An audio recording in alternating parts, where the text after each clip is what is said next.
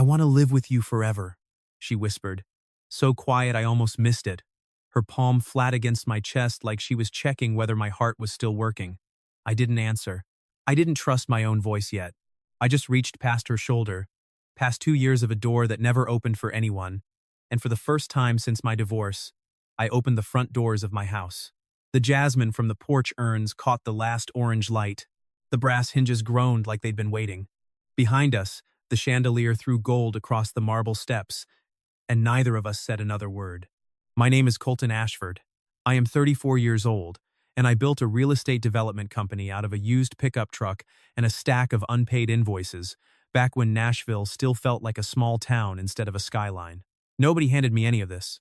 I grew up 2 streets over from where I live now, in a rental house with a leaking roof, and I used to walk past the old Belmead estate on my way to school and tell myself that one day I would own something like it. People assume that's an ambition. For me, it was closer to a promise I made to a version of myself who didn't have anything else to hold on to. I bought the mansion when I was 29 years old. The same year my company closed its first 9-figure deal. The same year I married a woman named Vivian Sterling. For a while, the house and the marriage grew up together, both of them half-finished, both of them full of promise. I spent 5 years rebuilding that place with my own hands, tearing out rotted beams, refinishing the staircase myself at 2 in the morning because I couldn't sleep, choosing every tile in that entryway, like it mattered more than it should have. Somewhere in there, without me noticing, the house became the thing I poured myself into, instead of my marriage. I'm not proud of that. I'm just telling you the truth. Because the truth is the only thing I have left to offer at this point in the story.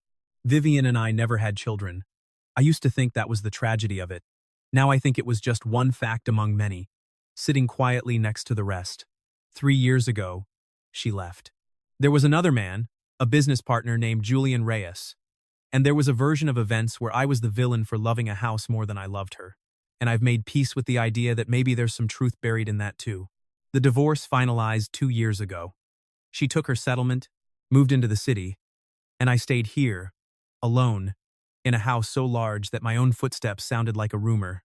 People assume a house this size means I never have to be alone. They're wrong. It just means I'm alone with better acoustics. I'd walk down that hallway in the evenings and hear my own shoes on the marble and think, this is what winning looks like, apparently. Empty rooms with good lighting. A kitchen built for dinner parties I never threw. A front door I kept locked out of habit more than security, because nobody came calling, and I'd stopped expecting anyone to. I live like a man who finished a project and forgot to plan for what came after. Site visits, phone calls, the occasional dinner with contractors who still called me sir, even after 10 years of knowing me. That was the whole shape of my week, and I told myself it was enough, the way you tell yourself a lot of things when you're the only person checking your own math. I had money, a company that ran itself most days, and a house that photographed beautifully. What I didn't have was a single reason to walk through the front door instead of the side one. Then, one gray morning in early spring, a moving truck pulled up next door, at the old Hendricks place, the little house that had sat quiet since Mr. Hendricks's health started failing, and out stepped a woman I recognized instantly, even though it had been years. Marlo Hendricks, 30 years old now, though in my memory she was still 21.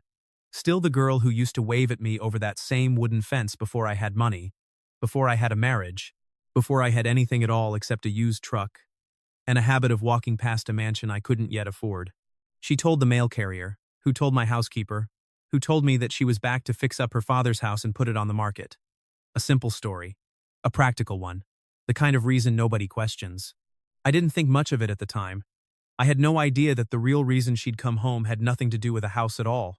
The first time we spoke again, it was over that same wooden fence, 9 years older than the last time, both of us pretending we hadn't noticed the years passing on each other's faces. She had a paint chip in her hand, some shade of blue for the shutters, and she asked me, almost shyly, if the side gate was ever unlocked, because the contractors redoing her driveway had blocked her front walk and she needed a shortcut to the street. I have an old brass key that opens that side gate, one I hadn't used in longer than I could remember. I found it in a drawer full of things I hadn't touched since before the divorce, and I remember the weight of it in my palm, cool and a little tarnished, before I walked it over and pressed it into her hand. Keep it as long as you need it, I told her. Nobody uses that gate anyway. She smiled at that in a way I didn't examine too closely at the time, and said something about how it was nice, having somewhere to walk through instead of around. That was how it started. Small things. She'd cut through the garden on her way to her car in the mornings, and I'd be out there anyway, drinking coffee I never finished, and we'd end up talking across the boxwood hedge about nothing important. The weather. Her father's roses, half of which had gone wild with neglect. My contractors, who were 3 weeks behind on the pool house. It became a rhythm before I noticed it becoming anything at all. I remember thinking, somewhere in that first week, that I hadn't had an unscheduled conversation with anyone in longer than I could count. Every other exchange in my life had a purpose attached to it. A deal, a deadline, a decision that needed my signature. Talking to Marlo over that fence had no purpose at all, and that was exactly what made it feel like something I wanted more of. She never asked about the house, or the company, or the number attached to either one. She asked whether I'd slept, whether the contractors had finally fixed the noise from the pool pump, whether I'd eaten anything besides coffee that morning. Ordinary questions. Nobody had asked me ordinary questions in years. Within 2 weeks, the mornings had a shape to them that I hadn't felt in years.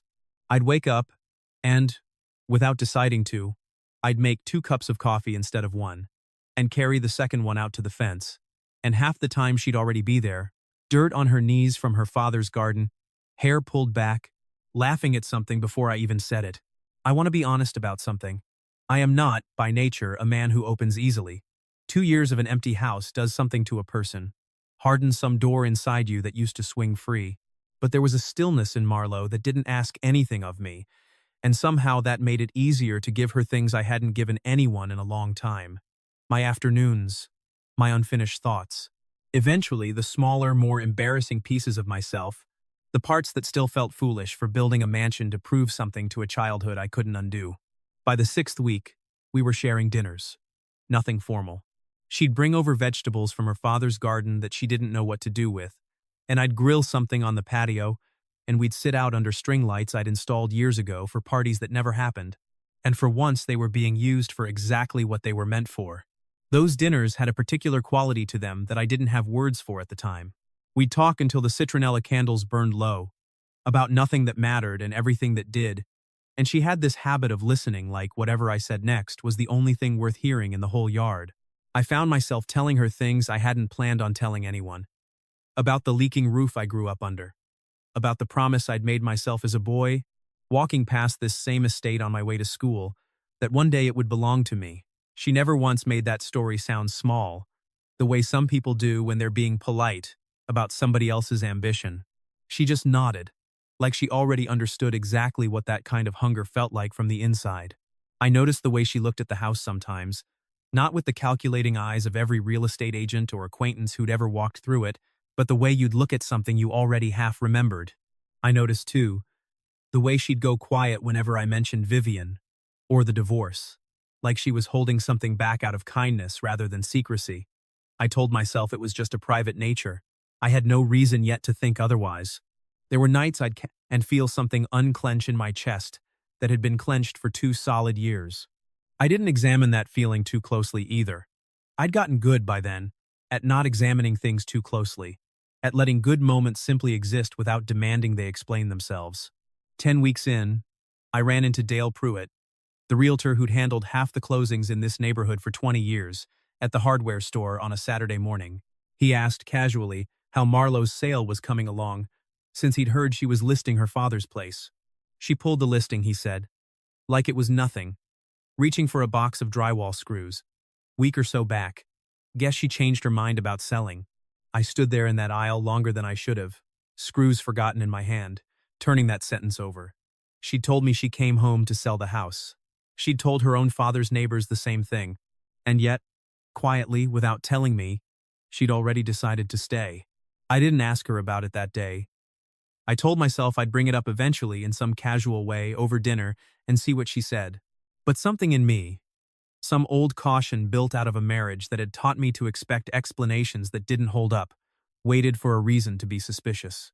Instead, that evening, when she came by with a jar of her father's blackberry preserves, I did something I hadn't done in 2 years for anyone. I walked her, not to the side gate, not around back to the patio, but straight up the front steps, past the columns, to the main doors of the house. She hesitated on the top step, glancing at me like she understood exactly what was being offered, the jar of preserves still cradled against her ribs, like she wasn't sure whether to set it down or keep holding on to something familiar. "Nobody uses that door," I said, holding it open anyway. "Guess it's about time somebody did." She stepped through slowly, taking in the marble, the staircase, the chandelier catching the last of the evening sun, and I watched her face instead of the house, because I'd seen the house every day for 5 years, and I had never once seen anyone look at it the way she did in that moment. There was no appraisal in it. None of the polite awe strangers usually performed when they walked in. She just stood there in the entryway, quiet, like she was memorizing something rather than admiring it. "It's beautiful," she said finally, running her fingers along the edge of the banister I'd sanded myself one sleepless night years earlier. "It feels like somebody actually lived here while they built it. Most houses this size don't feel like that." I didn't tell her what Dale had said. I didn't tell her I knew she'd never really planned to leave. Some part of me wanted to hold on to the not knowing a little longer, the way you hold on to a good dream in the seconds after waking, before the day gets a chance to complicate it. I just let her stand in my front hallway, in the one house I'd built to prove I didn't need anyone, and I let myself enjoy, for the length of one evening, the simple fact that she was there. What I didn't know yet was that Marlo had never planned to leave in the first place, because Marlo had never really come home for a house at all. 14 weeks after the moving truck first pulled up, Vivian came back to Belle Meade. I heard about it before I saw it. A neighbor mentioned, at the mailbox, that she'd noticed my ex-wife's car in the neighborhood, and I told myself it was nothing. That Vivian still had friends here, old routines she hadn't fully let go of. I was wrong. The way I'd been wrong about most things involving Vivian for longer than I wanted to admit. Looking back, I think some part of me had always known she'd resurface eventually. That's how it had been for the 3 years of our marriage, a kind of restlessness that never fully settled, that came and went on a schedule only she understood. I just hadn't expected it to arrive now. Of all times, when I'd finally started feeling something other than that restlessness in my own chest. She showed up at my front door on a Thursday evening, unannounced, in a dress too formal for a casual visit, carrying a bottle of wine like she still lived here and had simply stepped out for the afternoon. I let her in, mostly out of habit, mostly because 3 years of marriage teaches you a kind of automatic hospitality that outlives the marriage itself. She walked through the entryway the way she always had, like the house still owed her something, and I remember thinking absurdly that the marble had never once cracked under either of our footsteps, no matter how much weight we'd both put on it over the years. "I heard you're seeing someone," she said, before I'd even closed the door, pouring herself a glass in my kitchen like she still had a claim to the cabinet it came from. I didn't confirm or deny it. I asked her plainly why she'd driven 2 hours to tell me something she'd heard secondhand. "Curiosity," she said, and smiled the way she used to smile right before she said something designed to leave a mark. "The Hendricks girl, right? Marlo." Something in the way she said the name made my stomach tighten before she'd said anything else. "You really never wondered," Vivian said, swirling the wine I didn't pour her, drifting toward the window that looked out over the side gate, "why that lot came so cheap?" I told her I didn't know what she was talking about, though something in me already suspected I wasn't going to like the answer. "You bought it for almost nothing," she went on. "Back when you were 25, fresh off that truck, with a company that hadn't closed a single deal yet. Land like that, in a neighborhood like this, doesn't just sell for pennies because the seller's feeling generous." She turned from the window and looked at me with an expression I remembered too well, the one she used to wear right before she said something calculated to sound like concern. "I always assumed you'd charmed old man Hendricks somehow. Turns out it wasn't you at all," she told me anyway. Years ago, back when I was 25 and had just moved into this neighborhood with nothing but ambition and a used truck, it had been Marlo, 21 years old at the time, who'd gone to her own father and asked him to sell me the adjoining parcel of land at a price far below what it was worth. Vivian claimed she'd heard it from someone who'd handled the old paperwork years back, a detail that had surfaced during her own research into the property records. "A young girl doesn't do something like that out of nowhere," Vivian said, setting the glass down with a small, deliberate click against the marble counter. "She wanted you here. She's wanted you here the whole time. And now, conveniently, she's back. Conveniently living right next door, conveniently canceling a house sale nobody but you seems to know about." I stood in my own kitchen and felt something crack quietly down the middle. The particular kind of doubt that doesn't shout, that just settles into your chest like cold water.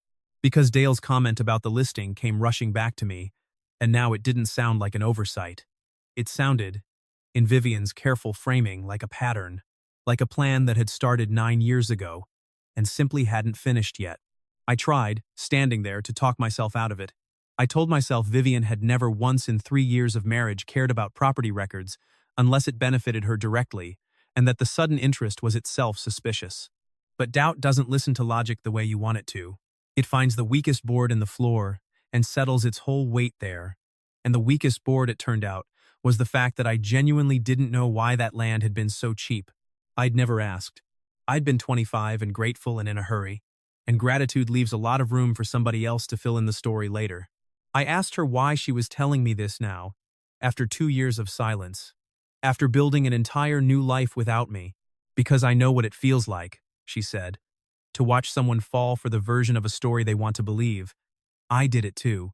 I believed you built all this for us. Turns out you built it for yourself. I'd hate to see her do the same thing to you that you did to me, except worse, because at least I never lied about who I was. The smell of her perfume sat heavy in a kitchen that had smelled, for months now, of Marlowe's tomatoes and basil and whatever she'd been growing in her father's garden, and the contrast made the whole conversation feel like an intrusion in the truest sense. Her heels clicked against the stone floor as she let herself out, the same sound they'd made 100 times during our marriage, walking away from conversations she'd started and had no intention of finishing honestly. I stood there a long time after she left, the wine she'd poured going warm on the counter, the last light of the afternoon cutting long shadows across the floor like something closing in. I told myself Vivian had every reason to want to hurt me, every reason to twist an old kindness into something cruel. 3 years apart hadn't softened whatever it was in her that needed to leave a mark on her way out of a room. I told myself that, over and over, standing in that kitchen until the light went from orange to gray. It didn't stop the doubt from spreading anyway.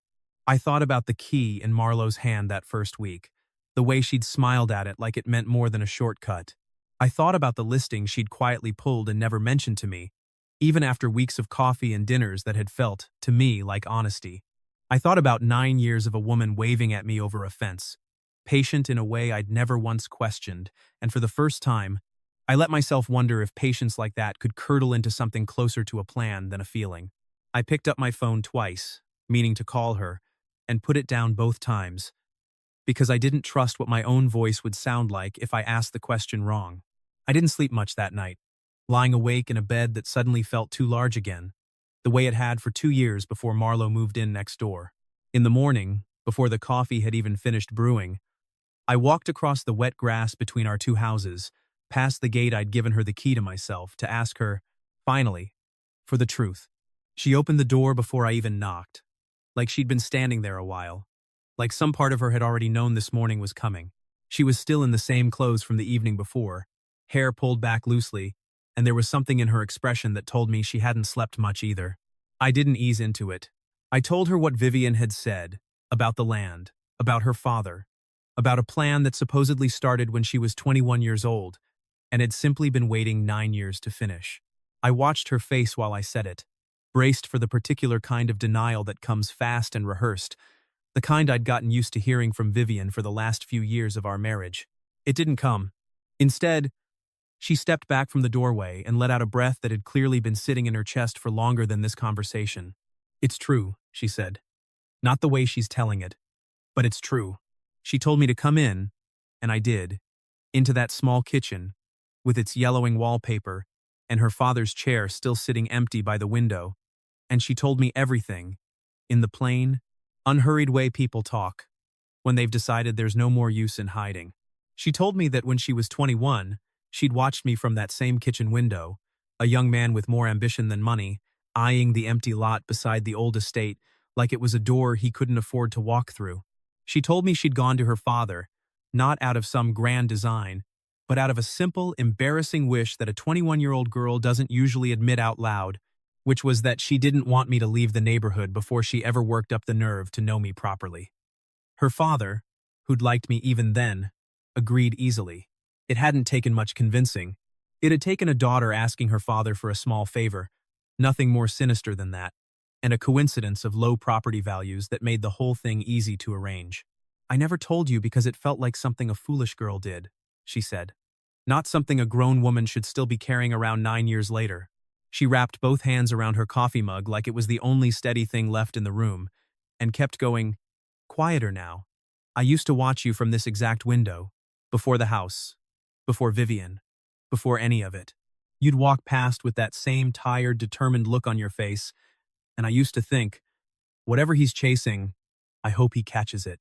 I just knew I didn't want you to leave the neighborhood before I worked up the nerve to say something." Then she told me about the house. About coming home 8 months ago. Technically for her father's declining health. Technically to fix up the place and sell it once he'd moved into assisted living. A reason that was true enough to say out loud to anyone who asked. But somewhere underneath that true reason sat another one. Quieter.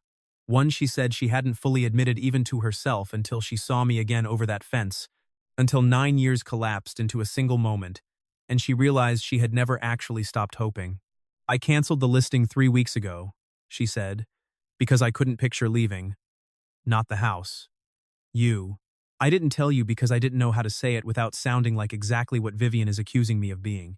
She reached into the drawer by the door and pulled out the brass key I'd given her all those weeks ago, the one to the side gate, and set it on the table between us, gently, like she was setting down a weight she'd been carrying too long. "I didn't come back to sell my father's house," she said, sliding the key across the table. "I came back because I never stopped hoping you'd still be here." The kitchen clock ticked in the silence that followed. An old pendulum sound I hadn't noticed until that exact moment. Her breath was unsteady, waiting on me the way you wait on a verdict.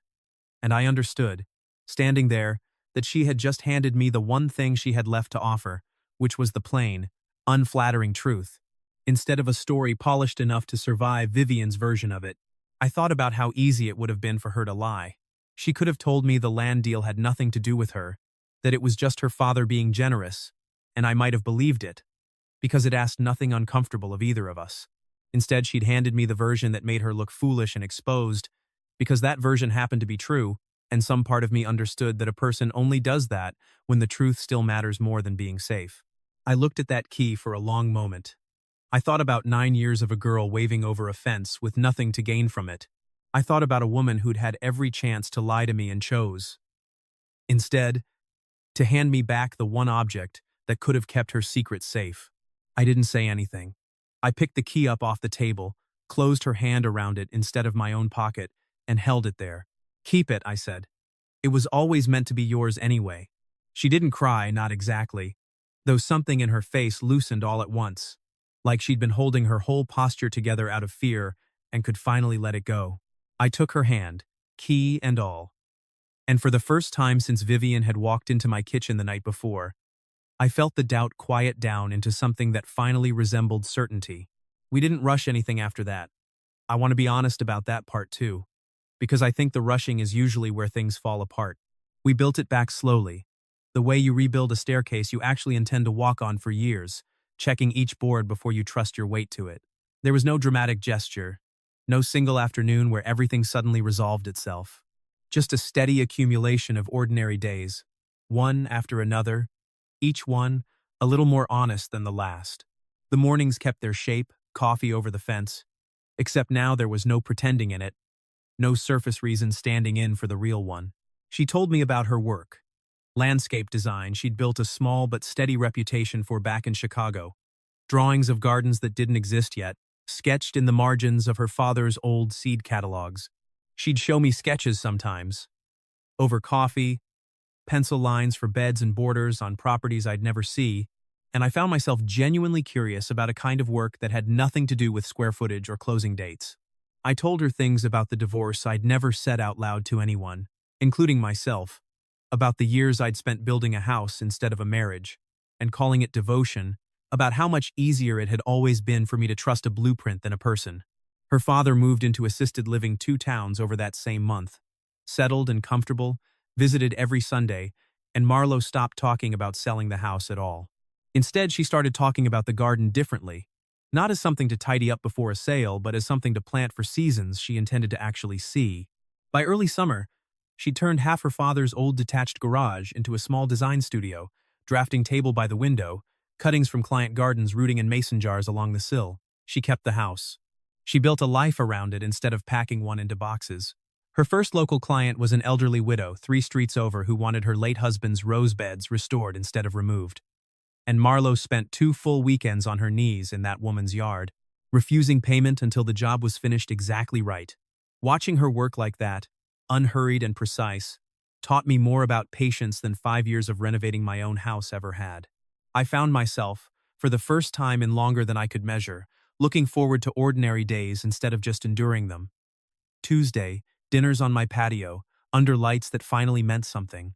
Saturday mornings hauling mulch for her new client beds because she asked and because I wanted an excuse to be useful with my hands instead of my bank account. Small things. The kind of things a house that size was never actually built to hold until someone finally lived in it the way it was meant to be lived in. I stopped counting the days by deals closed and started counting them by which of her gardens had bloomed first, whether the tomatoes had come in yet, whether she'd laughed at something I said before I'd even finished saying it. Vivian didn't come back after that. I don't know if word reached her, or if she simply found somewhere else to aim her restlessness. I found I didn't spend much time wondering, which surprised me more than anything else that summer. For years I'd measured my own peace of mind against whatever mood she happened to be carrying, and it took me a while to notice that I'd finally stopped doing that her silence didn't feel like a threat anymore. Just an absence, plain and unremarkable. There was a particular Sunday in late summer I still think about. No occasion attached to it, just an ordinary afternoon. Marlo had brought over a basket of tomatoes she couldn't use fast enough, and we ended up on the kitchen floor, sorting them into piles for sauce and piles for sandwiches, laughing about nothing, flour on both our hands from bread she'd insisted on teaching me to make. It struck me, somewhere in that ordinary hour, that the house had finally stopped sounding like an echo. 2 voices instead of one. On marble I'd polished alone for so many nights.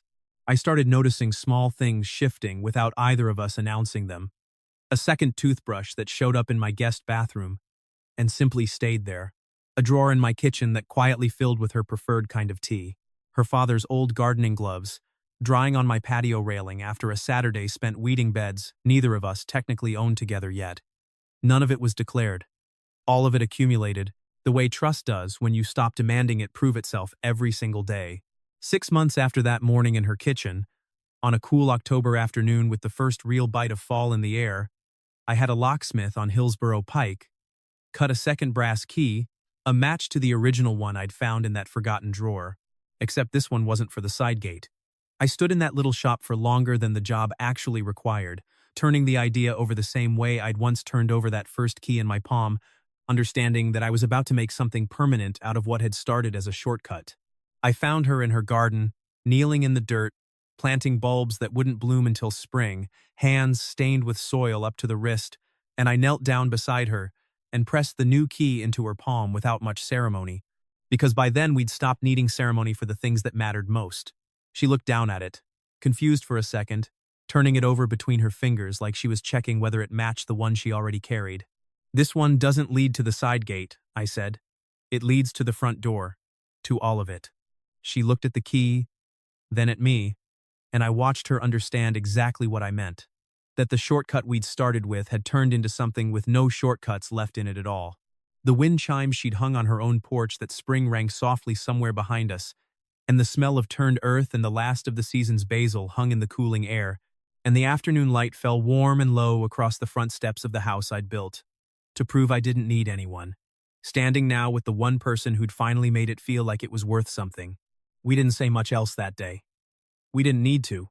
We walked back together, up the front steps, through the doors that had sat closed for 2 long years before she ever moved in next door. And for the first time since I'd built that house, it felt less like a monument and more like a home. I'm telling you this now from the other side of it. Already knowing every piece of the truth, the key, the land, the 9 quiet years, it took one woman to stop waving over a fence and start walking through a door. I look back at the man who built a mansion to prove something to a childhood that couldn't hear him anymore, and I understand him now in a way I couldn't while I was busy being him. There's a version of this story where I believe Vivian, where doubt wins, where I let an old wound talk me out of a woman who never once lied to me. I think about that version sometimes. The empty hallway, the good acoustics, the front door locked out of habit instead of choice. I'm grateful, every single day, that it isn't the version I ended up living. People ask what $1 billion house is worth. I tell them, nothing, until someone whispers they want to stay in it forever, and you finally believe them. I still keep that first brass key in the same drawer where I found it. Tarnished, ordinary looking, worth nothing to anyone who didn't know its story. I keep it because some doors are worth remembering you almost never opened. So, I'll leave you with the same two questions I've had to sit with myself. If you found out someone you loved had quietly been shaping your life for years before you ever noticed them doing it, would you call that scheming, or would you call it love that simply hadn't found its moment yet? And do you believe a door that stayed shut for years can still open, completely, for exactly the right person, if you're patient enough to let it? If this story found something in you, I'd love it if you'd leave a like, subscribe so you don't miss the next one, and tell me in the comments which door in your own life stayed closed the longest, right up until someone finally knocked at exactly the right time.